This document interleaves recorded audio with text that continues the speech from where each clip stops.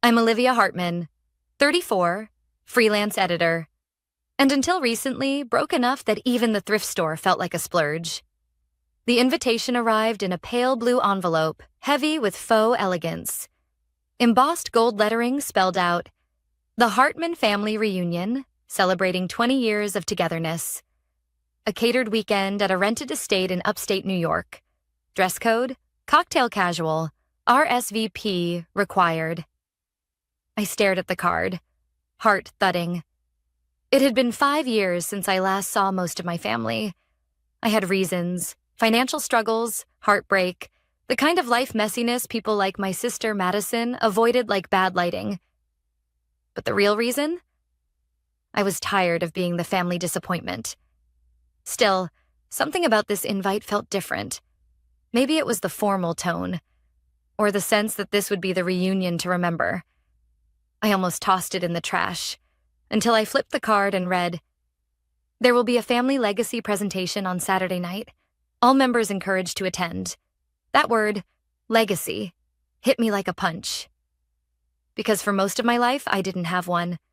Before we continue, I want to know, have you ever skipped a family event because you just couldn't face the judgment? Drop a comment below. And if you've ever had to prove your worth to people who dismissed you, hit that like button. Trust me, you're not alone. Growing up, I was the quiet one. The bookworm. The girl with big ideas and secondhand shoes. My parents, Janet and William Hartman, were proud in a quiet, restrained way. Of Madison. Always Madison. She was the star, head cheerleader, business school prodigy. Now a branding consultant with a sleek condo and a fiancé who manages hedge funds. Meanwhile, I took out student loans to study literature. I freelanced while living in shared apartments and ate a lot of rice and frozen peas. They didn't understand that path, especially not after the divorce. 3 years ago, I married Aaron. It was passionate, poetic, and a disaster. He was a writer, too. We dreamed of creative freedom but lived paycheck to paycheck until the checks stopped coming. He left a note and a stack of unpaid bills. No explanation. No goodbye. Just, I can't do this anymore. That was rock bottom. For the next year, I worked nights at a cafe while editing manuscripts by day. I barely spoke to my family. Madison sent the occasional text. "Hope you're okay." Mom forwarded job links. Dad asked if I'd thought about real work, but I knew the subtext. You failed. Again. What they didn't know, what no one knew, was that something had shifted in the last 18 months. Quietly. Behind the scenes. But I'll get to that. The reunion weekend arrived faster than expected. I didn't RSVP, I didn't confirm. I just showed up. The estate was sprawling, ivy-covered walls, grand staircases, white tents strung with fairy lights. Everyone was there. The whole extended Hartman clan. Uncles, aunts, second cousins, all dressed like walking Pinterest boards. I wore a navy blue dress I'd found in a Brooklyn thrift store for $8. It had a small tear at the hem, which I'd stitched by hand. My shoes were clean but scuffed. My hair, usually tucked in a bun for convenience, was styled in soft curls that morning. I even wore lipstick, a rare move. As I walked toward the entrance, I spotted Madison near the mimosa bar, surrounded by her usual entourage. She caught sight of me and raised an eyebrow. Well, she said, her voice loud enough for everyone nearby. "Still broke, huh?" Her eyes scanned me like a price tag. Or is thrift chic a thing again? Laughter. Software cutting. I smiled politely, heart hammering. "Nice to see you too, Madison." She blinked as if surprised I responded at all. Before she could reply, Uncle Rob swept in and handed her a drink. I walked past them and into the ballroom, determined to stay invisible. Then I saw it. The screen. Floor to ceiling, centered above the fireplace. A note on the evening program read, 7 p.m. The Hartman Legacy, Family Impact Reel. Something inside me twisted. They were going to play their highlight reels, Madison's TEDx talk, Cousin Ella's nonprofit award. Probably footage of Grandpa cutting the ribbon at the first Hartman Foundation school in Kenya. No one would expect to see me on that screen. But I knew what was coming. And when that reel started playing, everything, every whisper, every sneer, every judgment was about to be swallowed by the truth. They had no idea what I'd done. Not yet. By 6:45 p.m., the ballroom buzzed with forced laughter and the sound of champagne flutes clinking. The family reunion was in full swing, and I had become exactly what they expected. Background noise. My mother waved me over once, briefly. "Olivia, sweetie, glad you made it." Then she turned back to her conversation about cruise packages with Aunt Doreen. My dad gave me a one-armed hug and asked, "Still doing that proofreading thing?" I nodded. "Editing," I corrected softly, but he was already checking his watch. I'd never felt more invisible. Dinner was a buffet of overpriced appetizers with French names and no seasoning. Madison made a show of announcing her engagement to Preston, flashing a ring so large it could have signaled aircraft. Everyone applauded. Cameras flashed. Her moment. Again. By the time the MC tapped the mic to announce the Hartman Legacy presentation, I was practically forgotten. Until the lights dimmed. Please turn your attention to the screen as we celebrate the accomplishments of the Hartman family. 20 years of legacy, leadership, and love. The first slide was exactly what I expected. Grandpa cutting a red ribbon, Aunt Carla shaking hands with the senator, Madison grinning at a podium. I sipped my water and waited. Then the screen went black, and a new video began. It opened with soft piano music and a black screen with white text. Sometimes legacies are built quietly, until they speak for themselves. Madison's smile faltered. Mom looked confused. I sat still. The video began to play clips from a digital platform. One few of them would recognize. Book verse. A narrator's voice came through. Professional, calm, proud. Book verse. The world's fastest-growing editorial community, with over 40,000 writers, 8 million monthly readers, and one mission, to elevate voices that matter. Founded in 2021 by Olivia Hartman. Madison's head snapped toward me. Book verse started in a one-bedroom apartment in Brooklyn, with a single laptop and a woman who believed that words could build bridges. My face appeared on the screen. An old photo. Candid, me at my tiny kitchen table, surrounded by sticky notes and a cold cup of tea. Gasps rippled across the room. I didn't move. In just 18 months, Bookverse partnered with 120 publishing houses, hosted over 300 virtual author events, and launched writing scholarships in underrepresented communities. Screenshots of headlines flashed by. Brooklyn woman disrupts traditional publishing. Forbes 30 under 35. Olivia Hartman changes the game. Bookverse raises $12 million in funding. I didn't blink. I couldn't. But my hands trembled slightly in my lap. The narrator continued. This is the legacy of someone they once called just a bookworm. The woman who turned heartbreak into purpose, rejection into reach. The girl they ignored at the dinner table. Now building one where everyone has a seat. The screen faded to black again. Then my face returned. A video clip. I remembered recording it 6 months ago at the request of my communications director.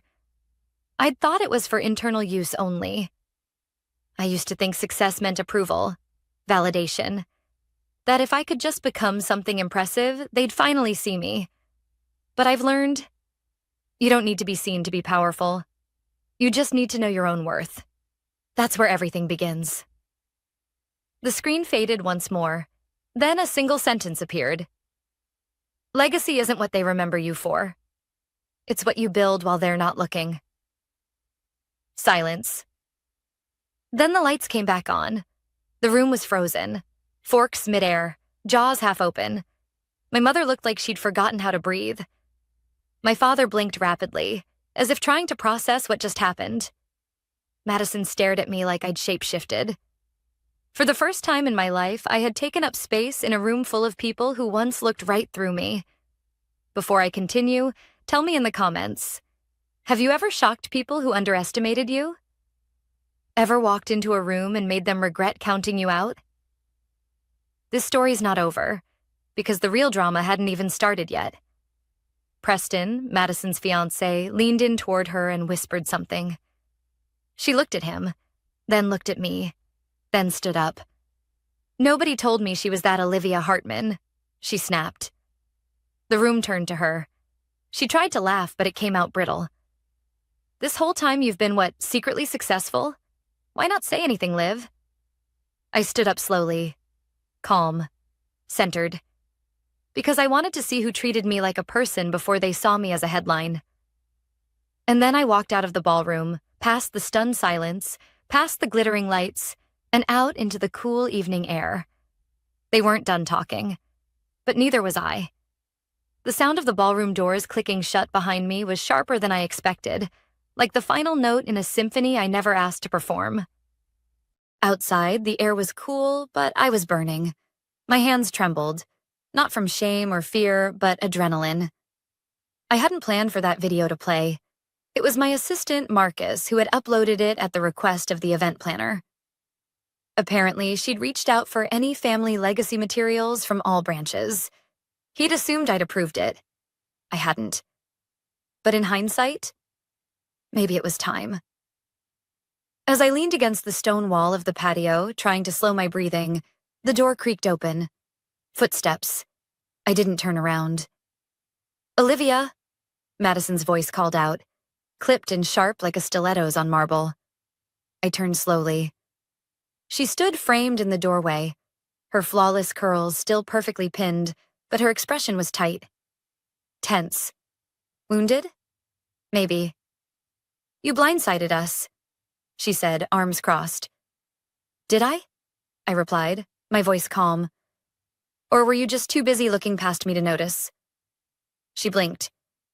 You've built a whole company, a movement apparently, and you didn't tell anyone. I wasn't hiding it. I just wasn't performing it. Madison laughed, one of those hollow, incredulous laughs that never reaches the eyes. No, you waited.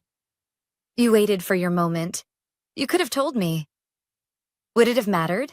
I asked, stepping toward her. Would you have listened without comparing? Without reminding me how you did it faster, better, louder? She hesitated. I wanted to be proud of you, she said, quieter now. But tonight made me feel like the fool. I took a breath. For years, that's exactly how I felt. At every family gathering, every dinner table. Every time Mom asked how your consulting was going and skipped right over me. Her face softened, almost imperceptibly. You're right, she said, surprising me. You're absolutely right. That stunned me into silence. I've made this whole family about appearances, she added, about status and who's got the flashiest title or the biggest ring. But tonight you had something none of us did. Authenticity? I offered. She nodded, then gave a sad smile. And maybe actual meaning. Before I could respond, the door opened again. This time it was Preston. Olivia, he said. Could we talk for a minute? Madison's eyes darted to him, wary. Alone. I glanced at her. She nodded and stepped aside, disappearing into the shadows of the hallway. Preston approached, hands in his pockets. I had no idea you were that Olivia Hartman, he began. I use book verse. I raised a brow. You're a writer? Finance blog, he said sheepishly. But still, I've followed your work for over a year. The privacy features, the community moderation, the storytelling focus, it's genius. I said nothing. What you did tonight, he continued, it changed the tone of this whole event. For once, it wasn't about who's wearing what or who's engaged to whom. It was about something real. Why are you telling me this? I asked, suspicious. Because, he said slowly, Madison isn't who I thought she was. Ah, there it was. He hesitated. A good person, but her world is curated. Everything has to be filtered and glossy. But I watched you walk in tonight wearing a thrift store dress and still command the entire room. That's rare. I felt an old instinct rise, the urge to apologize for making things uncomfortable, but I buried it. I'm not here to be compared, I said. I know, he replied quickly. And I'm not trying to flirt. I just needed to say it. He nodded and walked away, leaving me alone again under the stars. Inside, I could hear music starting up again. The party was resuming, but the atmosphere had shifted, and I could feel it even from here. Before I go on, have you ever had a moment where everything flipped? Where the people who judged you suddenly had to reckon with who you really are? Share it in the comments. Because those moments, they stay with you. Just then, my phone buzzed. It was a message from Marcus. You're trending. I blinked. What? Attached was a link to a video someone had posted of the Hartman legacy clip. It had already reached 180,000 views in 2 hours.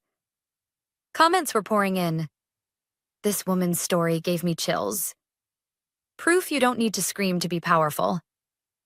Who else Googled Olivia Hartman and ended up inspired? And then the one that made me stop cold. I wish my family saw me like this. Thank you, Olivia. I stared at the screen, the comments a blur. I hadn't just been seen, I had been felt. I slipped the phone back into my purse, and this time, when I walked back toward the ballroom, it wasn't with the weight of proving anything. It was with the quiet power of someone who finally knew what she was worth. And that changed everything. I walked back into the ballroom like I had nothing to prove. Because for the first time in years, I truly didn't. The laughter, once sharp and guarded, was now laced with hesitation. The same people who had barely acknowledged me during appetizers were suddenly all smiles and curiosity. I'd seen it before. This type of shift. The same people who dismiss you when you're struggling are the first to rewrite your story when success makes you visible. Aunt Doreen was the first to pounce. Olivia, darling, she crooned, grabbing my hands. Why didn't you tell us about your little company? We would have loved to support you. Little company? It's not that little anymore, I said with a tight smile. But thank you. Oh, I just adore female entrepreneurs, she gushed. So empowering. Her tone made me feel like I'd won a baking contest, not built a digital empire. Across the room, Mom stood stiffly by the dessert table, her eyes tracking me like a hawk. She hadn't said a word since the video. I approached her cautiously. Hi, Mom. She cleared her throat. That video? It was impressive. Thank you. Long pause. You could have told us, she added, her voice brittle. I had no idea. I know. That was kind of the point.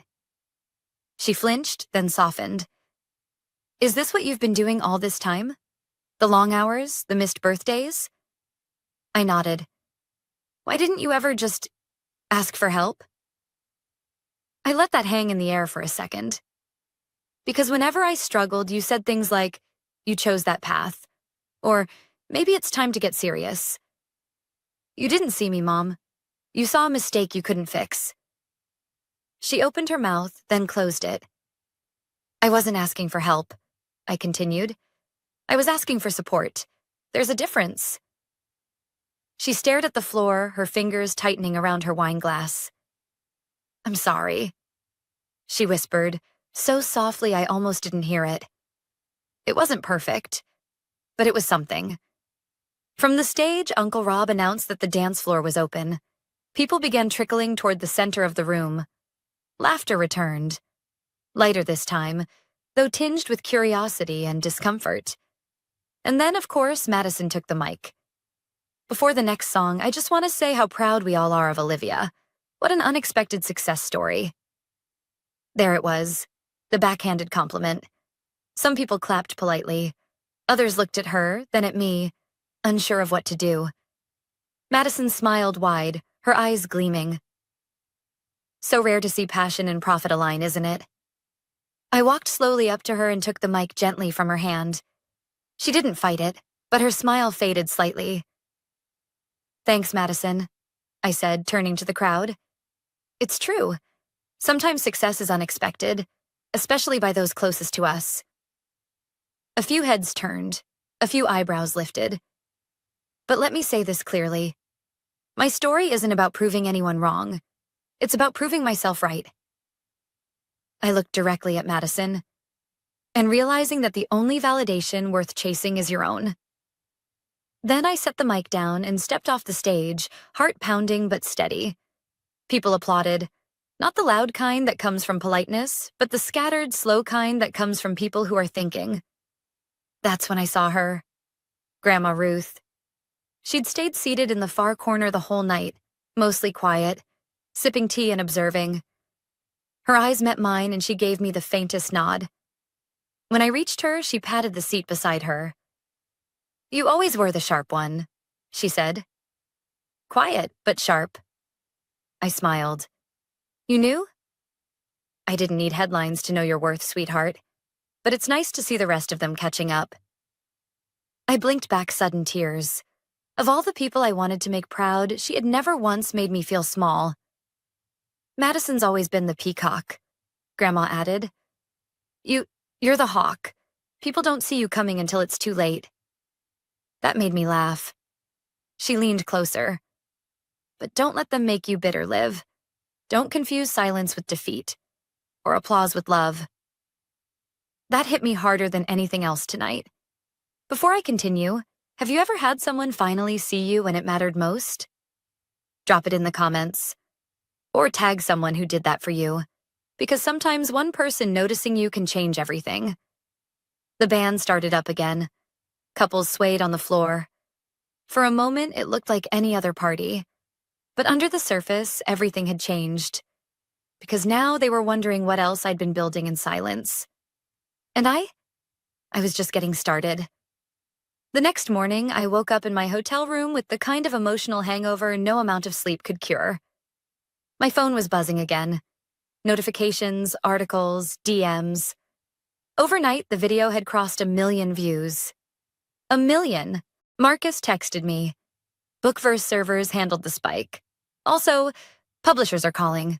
Lots of them. I rubbed my eyes and opened Instagram. Someone had posted a clip of my line from the mic last night. "The only validation worth chasing is your own." It had already been reshared by several popular empowerment accounts. My follower count had doubled. So had the inquiries. But what stood out the most were the messages from strangers. I watched this with tears in my eyes. I needed to hear that. I've been hiding my startup from my family for fear of being judged. Not anymore. You made me feel like I wasn't alone. And then, tucked between all the glowing responses, was a single DM that stopped me cold. From Aaron W.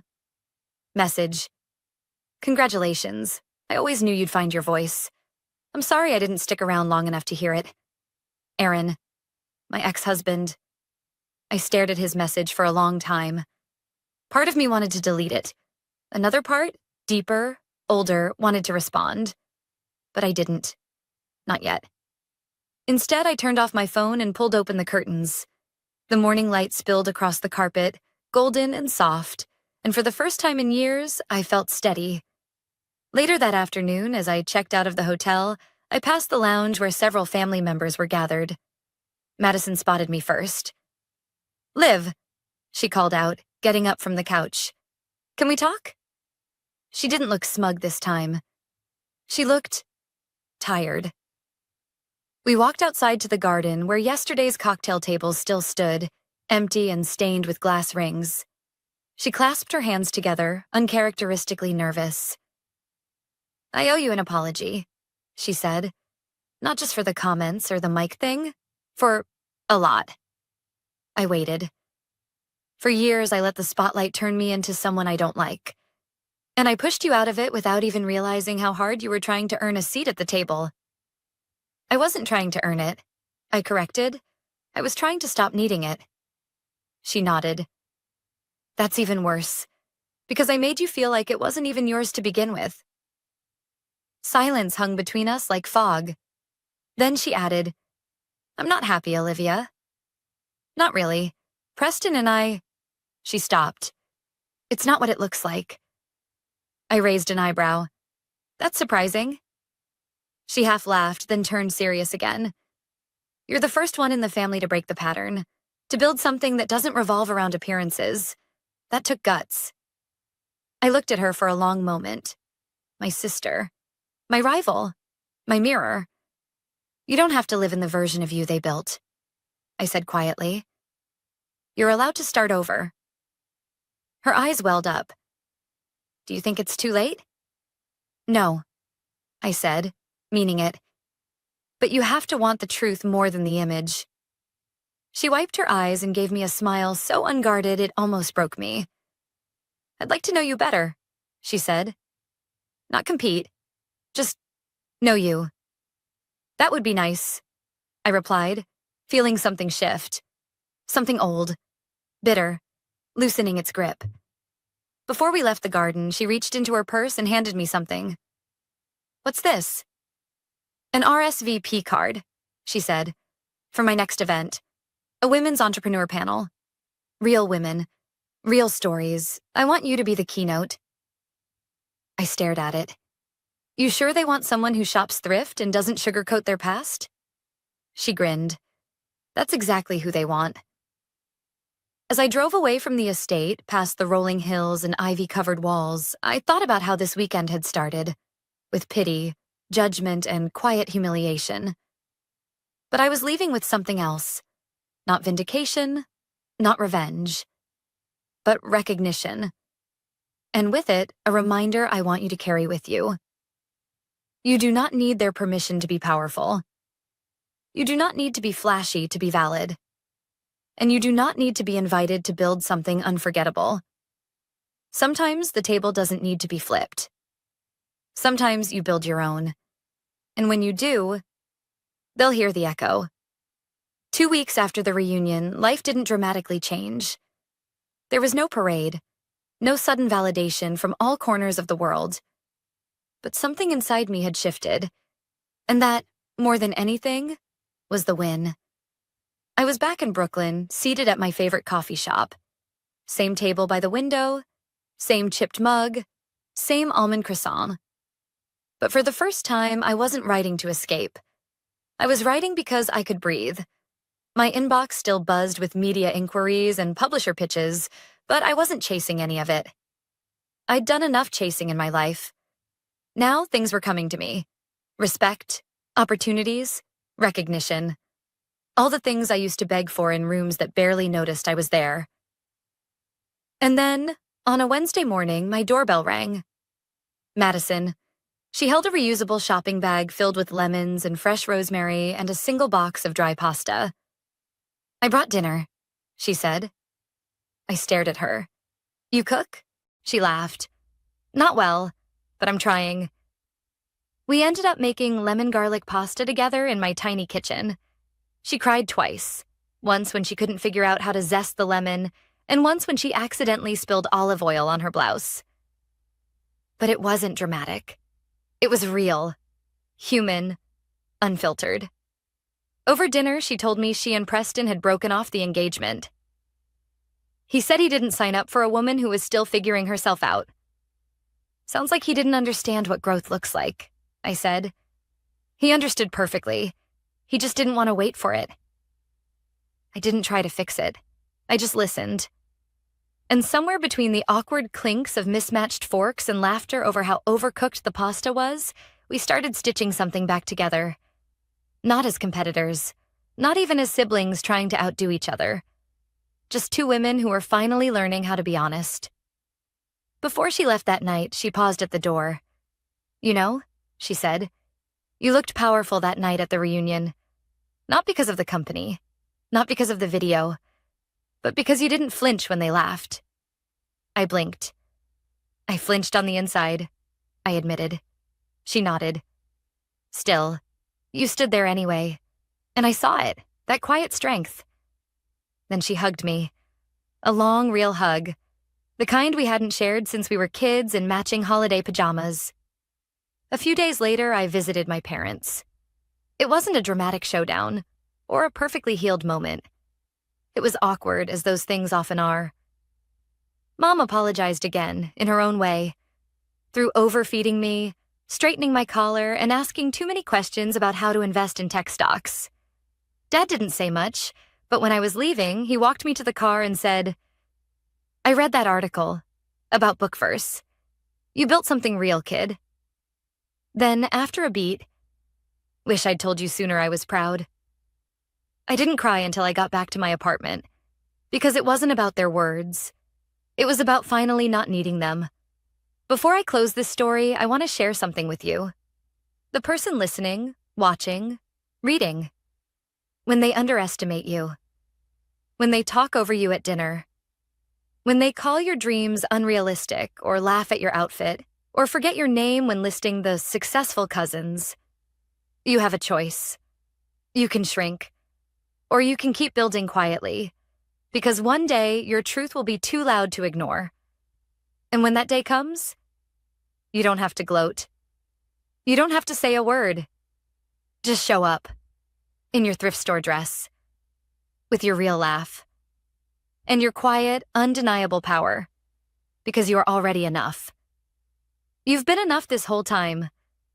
They just took a little too long to see it.